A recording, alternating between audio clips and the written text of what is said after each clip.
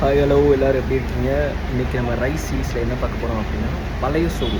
இது எல்லாருக்கும் தெரியும். பழைய சோறு நம்ம தமிழ்நாட்டில் அவ்வளோ ட்ரெடிஷ்னலான பிரேக்ஃபாஸ்ட்டு. அதில் அவ்வளோ சத்து இருக்குங்க. நம்ம பழைய சோறில் வந்து பார்த்திங்கன்னா ப்ரோபயாட்டிக் அப்படின்னு சொல்கிறாங்க. ஸோ அதே மாதிரி அதில் வைட்டமின் B12 அதிகமாக இருக்கனால நம்மளோட டயர்ட்னஸ் எல்லாம் வேகமாக போகும். அவ்வளோ சத்து இருக்குது நம்மளுக்கு.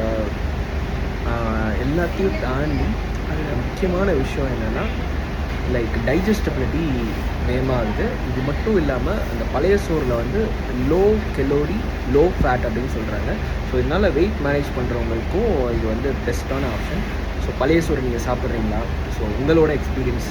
இன்றைக்கி காலைல கூட ஆக்சுவலி நான் பழைய சோறு சாப்பிட்டேன். பழைய சோறு வித் ஊறுகாய் அண்ட் சின்னதாக ஒரு அம்மா ஒரு வெஜிடபிள் பண்ணியிருந்தாங்க. ரெண்டையும் சேர்த்து சாப்பிட்டேன். ரொம்ப சூப்பராக இருந்துச்சு. மேங்கோவும் சேர்த்து சாப்பிட்டேன். ரொம்ப நல்லா இருந்துச்சு.